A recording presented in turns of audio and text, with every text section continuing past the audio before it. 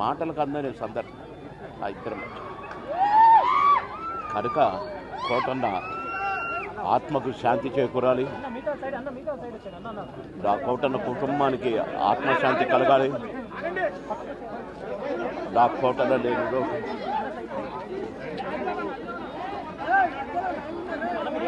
కోటన్న మనవళ్ళు ఇద్దరు అన్నకు శాంతి ఆత్మకు శాంతి కలగాలి.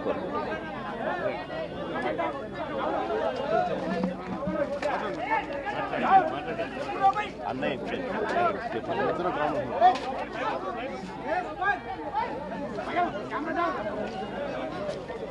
అందరికీ నా హృదయపూర్వక నమస్కారాలు. అందరికీ నా హృదయపూర్వక నమస్కారాలు. తమ్ముడు ఇది పడిపోతుంది. మరణం చాలా బాధ కలిగించింది. ఇప్పుడు బాబు మోహన్ గారు కానీ కోటా గారు కానీ ఇద్దరు ఇప్పుడు యాదృచ్ఛికంగా వారు కూడా ఇక్కడ ఉండటం జరిగింది. అందరికీ కూడా ఒక కుటుంబ సభ్యుడు, నాకు ఇష్టమైన వ్యక్తి, ఏదైనా అభిప్రాయం చెప్పాలంటే నిర్మోహమాటంగా చెప్పగలిగే వ్యక్తి. ఆయన్ని చిత్ర పరిశ్రమ కోల్పోవడం చాలా చాలా లోటు, చాలా వెలితి ఉంది. ఇది లాస్ట్ మేము అథారిటీ దారేది యాక్ట్ చేసేటప్పుడు కూడా ఆయన నాకు ప్రత్యేకించి ఒకటే చెప్పారు, మీరు ఇబ్బంది పడుతున్నారంటే నేను చనిపోయే వరకు యాక్టింగ్ చేయాలనుకుంటున్నాను. అక్కడమ్మా ఇక్కడ మొట్టమొదటి సినిమా అక్కడమ్మా ఇక్కడ అబ్బాయి నుంచి అథారిటీ దారేది వరకు నాకు ఆయనతో మంచి అనుబంధం ఉంది. ఇప్పుడు 10 మంది బాగును ఆకాంక్షించేవాళ్ళు.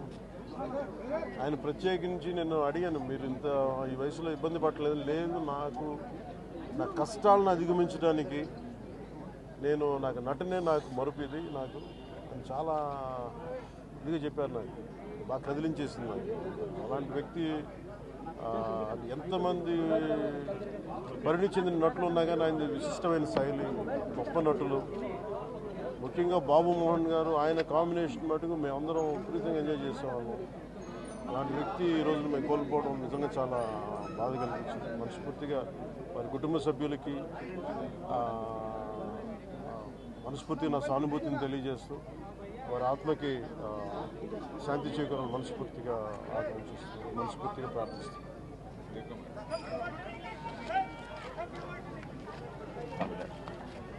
రెండు సార్లు కలవాలని చూసి కోట గారు అంటే శ్రీ రంగారావు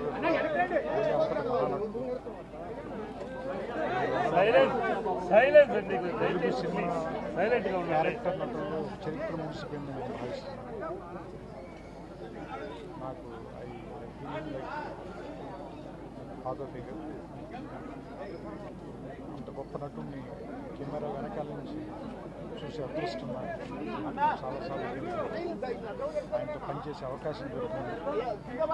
చాలా అదృష్టంగా భావిస్తున్నాను. వ్యక్తిగతంగా కూడా ఆయనతో నాకు చాలా పరిచయం. ఆయన ఇంటికి కూడా రావటం, సినిమా షూటింగ్ చేసిన సమయంలో కూడా ఆయనతో మాట్లాడటం చాలా బాధాకరమైన. ఆత్మ శాంతి కలిగాను. ఆయన కుటుంబానికి నా సానుభూతి.